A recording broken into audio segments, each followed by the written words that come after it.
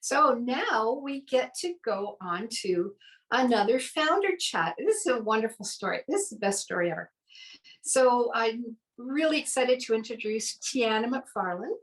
And when Tianna was preparing to go on vacation in 2019, she tried to find bandages to make a gash on her leg look inconspicuous. Must have been quite a gash.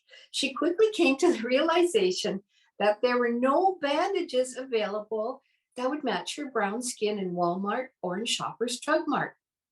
After almost 2 years from inception to creation, during which McFarlane got in touch with manufacturers in China and partnered with a graphic designer, Heal in Color was launched. Wow. Welcome, Tianna. Oh, I Thank love you for having me. it. So let's start with Hi. the beginning. And can you walk us through how you became a founder and how did you even know where to start your journey? Like, was this something you had planned to do when you were, planning out your future, or as an entrepreneur, did it just happen and you found a niche and you needed to figure it out? Wow. So yes, I'll talk about my journey. It has been, up and down. But yes, I've always wanted to start my own business. I did go to Durham College. I graduated with a diploma in operations management. So I've always wanted to run my own business, but I just hadn't had the right idea yet. So, whenever that moment came to me where I was like, okay, I can't find any brown bandages. This is really strange. We're in 2019. And, I went online and I saw that there were some brands in the US. So I said, maybe I can become the first person in Canada to create, an adhesive bandage line with black and brown skin tones. So of course my brain's going at that moment and I'm like, okay, yes, I want to do this. So as you said, I reached out to a graphic designer and I started finding manufacturers online. And that was a hard journey for me because, something like black and brown bandages, they're not really created often. They are very new. So to find even a manufacturer that was going to be willing to do the extra work with me to find the material to match the signature colors that I wanted, it was really difficult to do that. I had to go through, I would say, almost 100 bandage manufacturers. Wow. Like, you know what I mean? And there's a lot of them just didn't, they didn't want to put the effort into creating that material in that color. And I understood that. But whenever I found someone that actually believed in my product and wanted to help me, she just made this process so much easier. She helped me find the material and the colors. And once she sent me the samples, I fell in love. I saw it on my skin. I said, this is definitely what I want to do. I want other people to experience what it feels like to have a bandage on your skin that's going to blend in really nice and Yeah. not stand out like a sore thumb. I mean, honestly, the things that we learn, wow. Yeah. And that you just you found this it was irritating, it shouldn't have happened, and you just fixed it. That to me is pure Exactly. entrepreneurship. I just love it.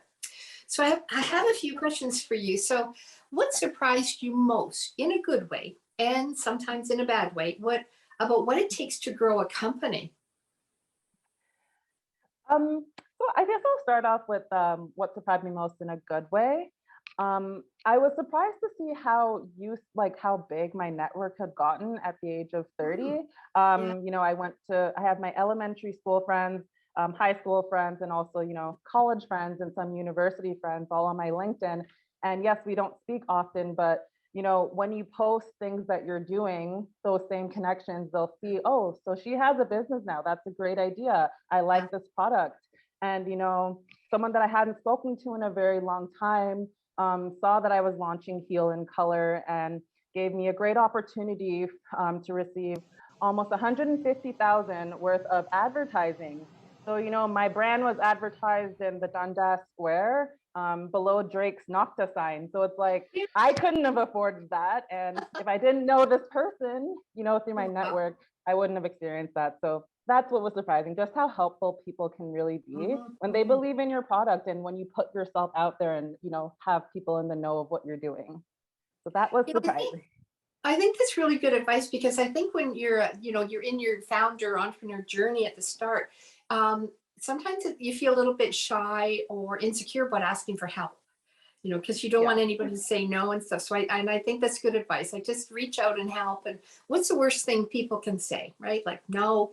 Oh, wow. Yep. We've all heard that before. So here's another one. Exactly.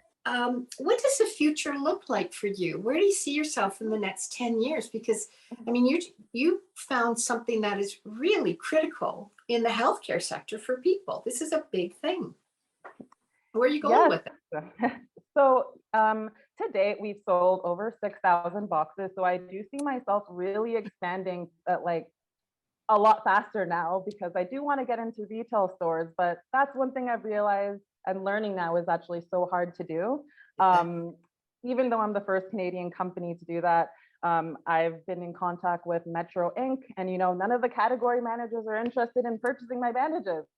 So it's like, that's kind of, Yeah. but I do want to get into retail stores. But when one door closes, another opens, because Sobeys is going to, Sobeys is interested in the product. They want to have the product in retail stores across Canada. So that's what I'm working on right now, a contract with Sobeys.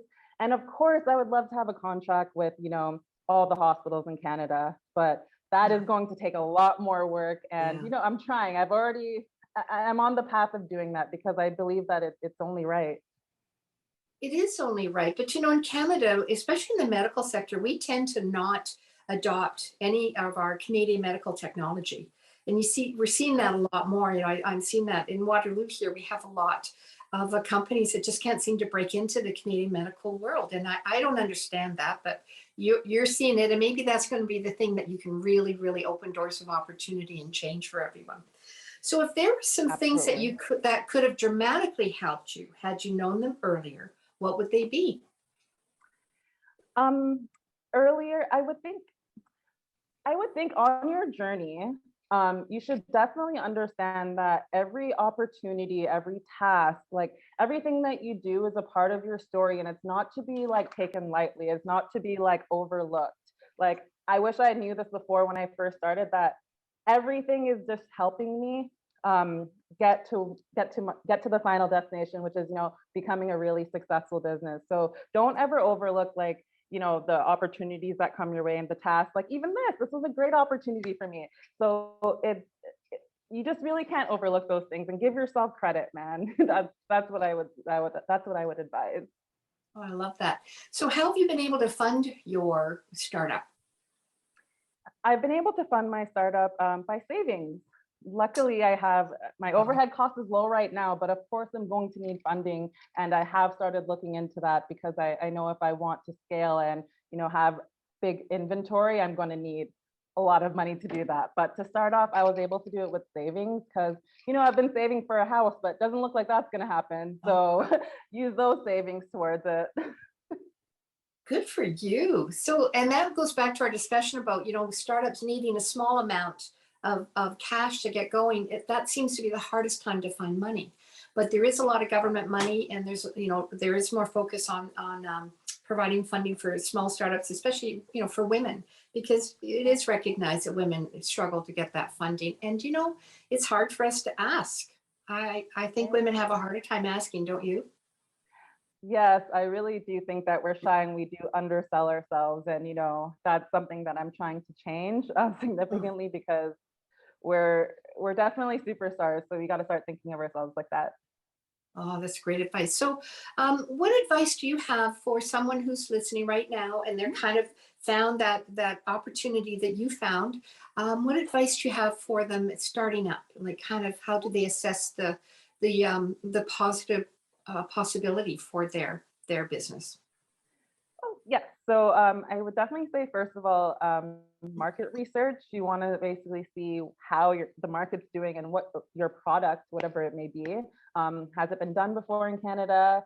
And I would definitely, I'm not saying to follow websites, but follow another business, but definitely use it as like something that you can take parts from, because you're not going to know everything in the beginning. To be honest, I had to look at other businesses and see what they were doing to be like, okay, that's what I should do. That's a good idea. It's not necessarily plagiarism, because I feel like everyone does this.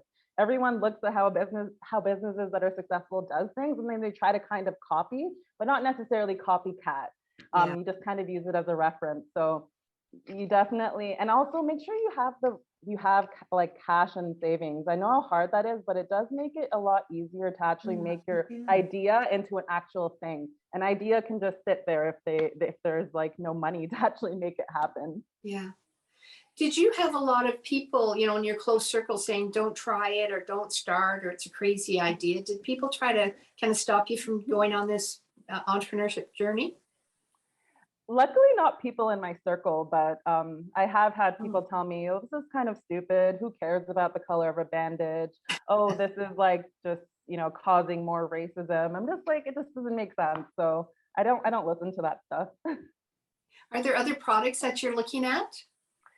Yes, so I am expanding my line. I'm going to have, I have one box of bandages available now. I will have 4 other boxes by the beginning of June. So individual color boxes and different shape bandages. And I'm going to expand some more, of course. Like I want to have like everything that is that's in a first aid kit, I eventually want to sell. So like the gauzes, the wraps, everything on my website will be available, like a one-stop shop. I'm getting there. Wow, good for you. I'm so proud of you and so impressed. Thank This is you. wonderful speaking with you. So do you have any parting advice to give to all of us listening to you? Yes. You got 2 minutes. Bet on yourself. Like seriously, I thought that I wouldn't have been able to do what I'm doing right now, and just seeing it, I've grown so much. My confidence has changed, and whenever you bet on yourself and you see that you're accomplishing things, you want to start accomplishing even more, and you're like, oh, I did that, I can do this too. Yes. So please just bet on yourself, and please just take the risk, because it can be worth it. Oh, I love it. And you know what? I'm waiting to find your product in Shoppers Drug Mart and all over the places where it should be in Canada. So we're going to watch you. You're going to be another trailblazer that we're going to be watching. And congratulations Thank on great you. success in your leadership for all of us. Oh, what a great story. Thank you so much for joining us today. Thanks for Wow. having me.